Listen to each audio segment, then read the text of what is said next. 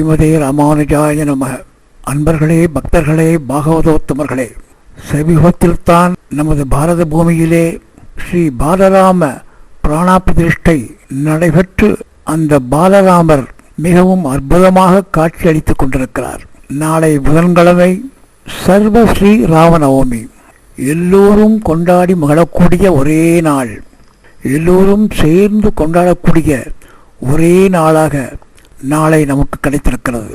இந்நன்னாளிலே நமது சர்வ பாவங்களும் அழிந்து நமக்கு நீண்ட ஆயுளையும் நிறைந்த செல்வத்தையும் பக்தி மார்க்கத்தையும் கொடுக்க வேணுமாய் அந்த ஸ்ரீ ராமபிரானை நாம் எல்லோரும் சேர்ந்து வழிபடுவோமாக. நாம் ஸ்ரீ ராமச்சந்திரமூர்த்தியினுடைய அந்த திவ்ய நாம மகிமையை நன்கு அனுபவித்து மகிழ்வோம். வாருங்கள். ராமாய ராமபத்ராய ராமச்சந்திராய வேதசே ரகுநாதாய நாதாய சீதாயா பதயே நமஹா. இன்னைக்கு நாம் பார்க்க போவது ராமநாம மகிமை. இந்த ராமாயணம் என்னும் திவ்ய சரித்திரம் ஸ்ரீ வால்மீகி முனிவராலே திரேதாயுகத்திலே எழுதப்பட்டது. இதுவே மூல ராமாயணம் எனப்படும். ராமாயணத்தையும் மகாபாரதத்தையும் இதிகாச காப்பியம் என்று சொல்வார்கள். இந்த இதிகாசம் என்றால் என்ன, புராணம் என்றால் என்ன என்று கேட்டால், இதிகாசம் என்பது ஏக காலத்திலே, அதாவது சமகாலத்தில் வாழ்பவர்கள் ஒருவரை பற்றி மற்றொருவர் சரித்திரம் எழுதினால் அது இதிகாசம் என்று சொல்லப்படும். ராமனும் வாழ்ந்தார், அதே காலத்திலே வால்மீகியும் வாழ்ந்தார். ராமரின் சரித்திரத்தை ராமாயணமாக எழுதினார் வால்மீகி முனிவர். இது இதிகாசமானது. இதே போல கிருஷ்ணனும் பாண்டவர்களும் கௌரவர்களும் வாழ்ந்த காலத்திலே வேதவியாசர் வாழ்ந்தார். அவர் மகாபாரதம் படைத்தார். ஆகையால் தான் ராமாயணமும் மகாபாரதமும் இதிகாசமாக அழைக்கப்படுகிறது. புராணம் என்றால் என்ன என்று கேட்டால், முற்காலத்தில் நடந்த நிகழ்வுகளை பிற்காலத்தில் உள்ளவர்கள் தகுந்த ஆதாரங்களோடு எழுதக்கூடிய சரித்திரம் புராணமாக கருதப்படும். இன்னைக்கு நாம் பார்க்க போவது ராமநாம மகிமை. இந்த ராமநாம மகிமையை பார்ப்பதற்கு முன்னாலே இந்த ராமாயணத்தினுடைய சிறப்பென்ன, ராமன் யார் என்ற விஷயங்களை எல்லாம் நாம் நன்றாக பார்த்துவிட்டு அதற்கு பின்னாலே ராமநாமத்தினுடைய மகிமையை பார்ப்போம். ராமாயணத்தை பற்றி ஒரு ஸ்லோகம் அருமையாக சொல்லுகிறது. சரிதம் ரகுநாதஸ்ய சத கோடி பிரவிஸ்திரம் ஏகைகமக்ஷரம் புரோக்தம் மகா பாதக நாசனம் என்று சொல்கிறது. ரகுகுலத்திலகமாக இருக்கக்கூடிய அந்த ராமச்சந்திரனுடைய திவ்ய சரித்திரமானது 100 கோடி ஸ்லோகங்களிலே விஸ்தீர்ணமாக இருக்கிறது. இங்கே ஒரு சந்தேகம் கண்டிப்பாக வரும். சுவாமி, மூல ராமாயணமாக இருக்கக்கூடிய அந்த வால்மீகி ராமாயணம் 24,000 ஸ்லோகங்களை கொண்டதுதானே, நீங்கள் இப்போது சரிதம் ரகுநாதஸ்ய சத கோடி 100 கோடி ஸ்லோகம் என்று சொல்கிறீர்களே, அது என்ன வித்தியாசம் என்று கேட்டால், உண்மையிலேயே வாஸ்தவமாக பிரம்மாவிடத்திலே பிரம்மலோகத்திலே பிரம்மா 100 கோடி ஸ்லோகங்களை வைத்துக் கொண்டிருந்ததாகவும், அந்த 100 கோடி ஸ்லோகங்களே வந்தால் நம்மளால் கிரகிக்க முடியுமோ முடியாதோ என்று தயவு பண்ணி பிரம்மா நாரதர் மூலமாக 24,000 ஸ்லோகங்கள் மட்டும் அங்கே வால்மீகிக்கு அளிக்கப்பட்டதாக சொல்லுவார்கள். ஆக சரிதம் ரகுநாதஸ்ய சத கோடி பிரவிஸ்திரம் ஏகைகமக்ஷரம் புரோக்தம் மகா பாதக நாசனம். ராமாயணத்திலே வரக்கூடிய ஒவ்வொரு அக்ஷரமும் பல கொடிய பாவங்களை எல்லாம் அழிக்கக்கூடிய சக்தி வாய்ந்தவை என்று இந்த ஸ்லோகம் சொல்கிறது. இன்னொரு சிறப்பு, எத்திர எத்திர ரகுநாத கீர்த்தனம் தத்திர தத்திர கிருதமஸ்த காஞ்சலிம் பாஷ்பவாரி பரிபூர்ண லோச்சனம் மாருதிம் நமத ராட்சசாந்தகம். அதாவது எங்கெல்லாம் ராமகானம் பாடப்படுகிறதோ, எங்கெல்லாம் ராமகீதம் ஒலிக்கிறதோ, அங்கெல்லாம் அங்கே சிறந்தாழ்த்தி கரங்கூப்பி நமது ஆஞ்சநேய பெருமாள் அப்படியே கண்களிலே நீர்மல்க ராமாயணத்தை கேட்டுக்கொண்டிருப்பார் என்று சொல்வார்கள். ஆகையினாலே ராமாயணம் சொல்லுகிற போது ராமனோடு ஆஞ்சனுடைய அனுகிரகத்தையும் நாம் பெற்று விடுகிறோம் என்பதிலே எந்த விதமான சந்தேகம் கிடையாது. ஆகையினால் தான் ராமாயணத்தை எத்தனை முறை சொன்னாலும் எங்கே சொன்னாலும் புத்தம் புதிய காப்பியமாக இருக்கிறதே உணர முடிகிறது. அடுத்ததாக இந்த ராமாயணம் அங்கே மூல ராமாயணமாக வால்மீகியால் எழுதப்பட்டது. பிற்காலத்திலே பல கவியர்கள் பல தலைப்புகளிலே இந்த ராமாயணத்தை எழுதினார்கள். கம்பநாட்டாழ்வார் தமிழிலே கம்ப ராமாயணம் படைத்தார். துளசிதாசர் வடமொழியிலே துளசி ராமாயணமாக படைத்தார். அங்கே ஆனந்த ராமாயணம் என்று சொல்லக்கூடிய பார்வதிக்கு பரமசிவனார் சொல்லக்கூடிய ராமாயணம். அதில்லாமல் அத்தியாத்ம ராமாயணம் என்று சொல்லக்கூடிய 13ஆம் நூற்றாண்டிலே ஒரு ராமாயணம். இப்படி பல காலகட்டங்களிலே, பல காலத்திலே, பல தலைப்புகளிலே ராமாயணமானது விரிந்து பறந்து சொல்லப்பட்டது. இப்படியாக இந்த ராமாயணத்தினுடைய பெருமையை பார்த்தோம். இப்போது அந்த ராமாயணத்தில் வரக்கூடிய ராமன் யார் என்று கேட்டால் அதை கம்பநாட்டாழ்வார் மிகவும் அருமையாக சொல்லுகிறார். உலகம் யாவையும் தாமுள வாக்கலும் நிலைவருத்தலும் நீக்கலும் நீங்களா அலையிலா விளையாட்டுடையாரவர் தலைவர் அன்னவர்க்கே சரண் நாங்களே. இந்த பிரபஞ்சத்தை விளையாட்டாக சிருஷ்டித்து காப்பாற்றி அழிக்கக்கூடிய சர்வ வல்லமை படைத்த அந்த நாராயணனே இந்த ராமாயணத்திலே ராமனாக அவதாரம் எடுத்தான் என்று கம்பநாட்டாழ்வார் சொல்லுகிறார். இனி அந்த ராமநாம மகிமையை விரிவாக பார்ப்போம். கம்பர் என்ன சொல்லுகிறார் ராமநாம மகிமை பற்றி? நன்மையும் செல்வமும் நாளும் நல்குமே, திண்மையும் பாவமும் சிதைந்து தேயுமே, ஜென்மமும் மரணமும் இன்றி தீருமே, இம்மையே ராம எனும் இரண்டே எழுத்தினால். ராமராம எனும் நாமங்களை சொல்லுகின்ற மாத்திரத்திலே நமக்கு பல நன்மைகள் வருகின்றன, செல்வங்கள் சேருகின்றன, திண்மைகள் பாவங்களெல்லாம் அருந்து போகிறது, ஜென்மமும் மரணமும் இன்றி தீருமே. திரும்ப திரும்ப பிறப்பிறப்பினும் அந்த சுழலிலே சிக்கி தவிக்கிறோமே, அப்பேற்பட்ட நிலைமை இல்லாமல் போய்விடும் என்று அந்த ராமநாம மகிமையை ஒரு செய்யுளிலே அருமையாக பாடுகிறார் கம்பநாட்டாழ்வார். அடுத்ததாக தியாக பிரம்மம் என்ன பாடுகிறார்? ராமநாமமு ஜன்ம ரக்ஷக மந்திரம், ராமநாமமு ஜன்ம ரக்ஷக மந்திரம், தாமசமூச்சயக பஜி பவே மனச, ராமநாமமு ஜன்ம ரக்ஷக மந்திரம்.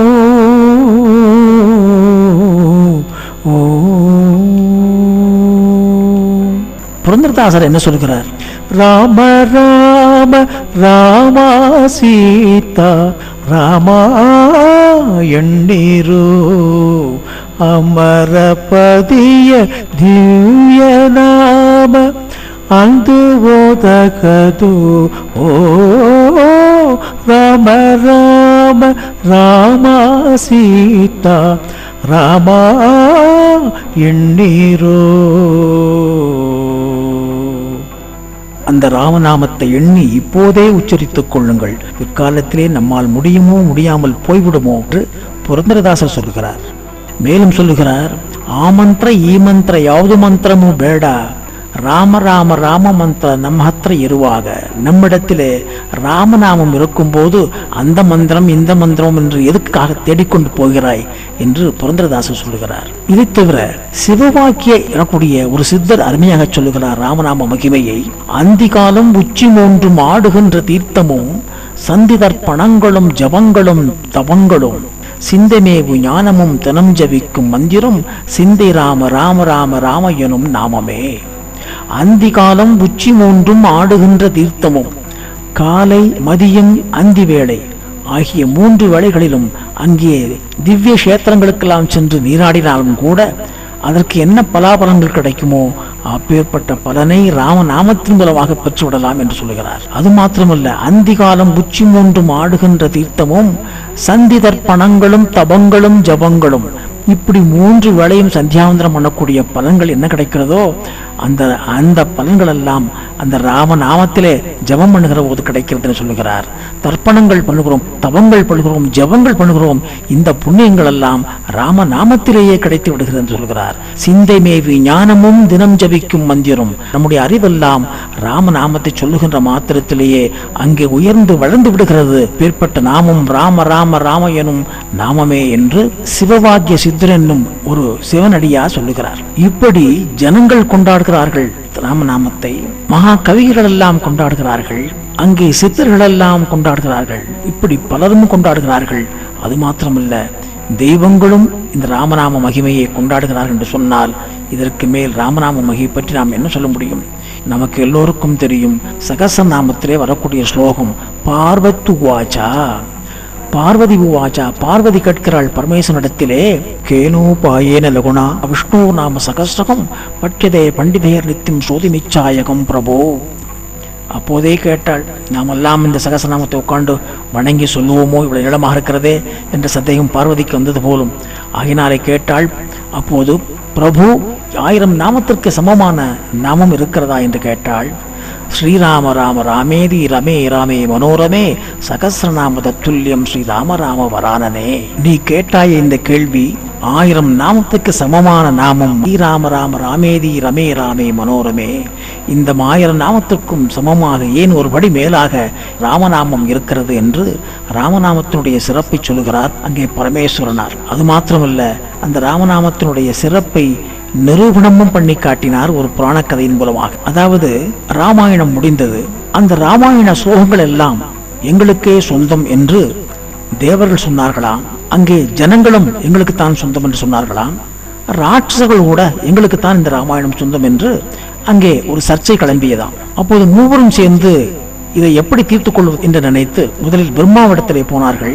பிரம்மா சொன்னார், இந்த வேலையெல்லாம் என்னால் செய்ய முடியாது, நீங்கள் மகாவிஷ்ணுவிடத்திலே போங்கள் என்று சொன்னார். அவர்கள் மூவரும் மகாவிஷ்ணுவிடத்திலே வந்தார்கள். மகாவிஷ்ணு சொன்னால், நான் அந்த ராமனாக அவதாரம் எடுத்து முடித்து விட்டேன், என்னுடைய பங்கு முடிந்தது, நீங்கள் ஒன்று செய்யுங்கள், இந்த சர்ச்சையை தீர்க்கக்கூடியவர் பரமேஸ்வரன் தான், அங்கே போய் கேளுங்கள் என்று சொல்ல, எல்லோரும் மூவரும் எங்கே வருகிறார்கள்?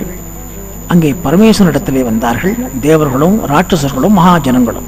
பரமேஸ்வரன் கேட்டார், என்ன மூவரும் சேர்ந்து வந்திருக்கிறீர்களே, என்ன இந்த ராமாயண ஸ்லோகங்கள் எல்லாம் எங்களுக்குத்தான் சொந்தம் என்று எங்களுக்கு தோன்றுகிறது என்று தேவர்கள் சொன்னார்கள்.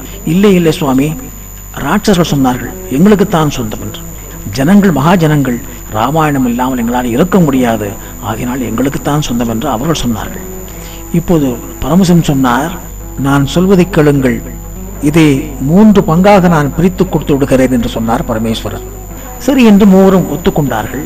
அப்போது சொன்னார், இந்த ராமாயணமானது 100 கோடி ஸ்லோகங்களிலே இருக்கிறது. சரிதம் ரகுநாதஸ்ய சத கோடி பிரவிஸ்திரம். இந்த 100 கோடியை 100 எப்படி 3ஆக பிரிப்பது? முதலிலே ஆளுக்கு 30 கோடி 30 கோடி 30 கோடி கொடுத்தார். மீதம் எவ்வளவு? 10 கோடி. 10 கோடி ஸ்லோகம் மீதி. அந்த 10ஐ மீண்டும் 3ஆக பிரித்தார். 3 கோடி 3 கோடி 3 கோடி. அப்புறம் எவ்வளவு மிச்சம்? 1 கோடி. அந்த 1 கோடியை 3ஆக பிரித்தார். 30 லட்சம் 30 லட்சம் 30 லட்சம்.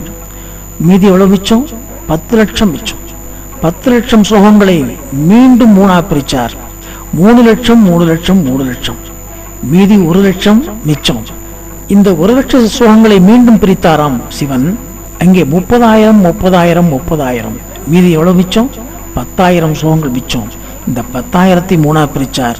3000 3000 3000ஆக மீதி 1000 மிஞ்சிற்று. அந்த 1000ஐ 3ஆக பிரிச்சார். 300 300 300. மீதி 100 மிஞ்சியது. அந்த 100ஐயும் 3ஆக பிரிச்சார். எப்படி? 30 30 30 ஆக மீதி 10 ஸ்லோகங்கள் மீதி. அந்த 10ஐயும் 3ஆக பிரிச்சார். 3 3 3 9 போயிற்று. மீது ஒரே ஒரு ஸ்லோகம் மிச்சம். இப்போ கேட்டா அவங்கெல்லாம், சுவாமி இன்னும் ஒரு ஸ்லோகம் மிச்சம் இருக்கே, அவசரப்படாதீங்க, நான் எப்படி பிரிக்கிறேன்னு பார்க்கணுன்னாராம் பரமேஸ்வரன். சமஸ்கிருத ஸ்லோகங்களை சந்தஸ் அனுஷ்டுப் சந்தஸ் என்று அக்ஷரங்களாக பிரிக்க முடியும். பரமேஸ்வரன் கையிலே மீதி இருந்த ஒரு ஸ்லோகம் அனுஷ்டுப் சந்தஸ் 32 அக்ஷரங்கள் கொண்டது. அந்த 32 அக்ஷரத்தை 3ஆக பிரிச்சார். ஆளுக்கு 10 10 போக 2 அக்ஷரம் மீதி. உங்களுக்கு திருப்தி தானே என்று கேட்டான் பரமசிவன். இன்னும் 2 அக்ஷரம் மீதி இருக்கேன்னு சொன்னாலாம். அட பாவிகளா, இவ்வளவு கஷ்டப்பட்டு இவ்வளவு நாளே உட்காந்து உங்களுக்காக நான் பிரிச்சு கொடுத்தேனே, உங்களுக்கு மனச்சாட்சி கிடையாதா? எனக்கு என்ன தட்சணை கொடுக்க போறேன் என்று கேட்கிற பொழுது, சுவாமி உங்களுக்கு என்ன வேண்டும் கேளுங்கள், நாங்கள் தருகிறேன் என்றாலாம். ஒன்றும் தர வேண்டாம், மீதி உள்ள 2 அக்ஷரத்தை எனக்கு விட்டு விட்டு போங்கள்னாராம். சரி சுவாமி, அந்த அக்ஷரத்தை நீங்களே எடுத்துக்கொள்ளுங்கள் என்று சொன்னார்களாம். அந்த அக்ஷரம் என்ன தெரியுமா? அதுதான் ராமா என்று சொல்லக்கூடிய 2 அக்ஷரங்கள். இப்படி ராமப்பிரியனாக ஆதிசங்கரன் சொல்லுவார், சர்வசதா காலமாக பரமேஸ்வரன் ராமநாமத்தையே ஜபித்துக் கொண்டிருப்பார் என்று. இப்படி ராமப்பிரியனாக தெய்வங்களும் எல்லோரும் ஈடுபட்ட நாமம் அந்த ராமநாமம். ஆகையினாலே ராமநாம மகிமைக்கு எல்லையே இல்லை என்று சொல்லிக்கொண்டு ராமநாமம் சொல்வோம், வாழ்விலே வளம் பெறுவோம். ஸ்ரீராம் ஜெயராம் ஜெய ஜெயராம் என்று சொல்லி அமைகிறேன்.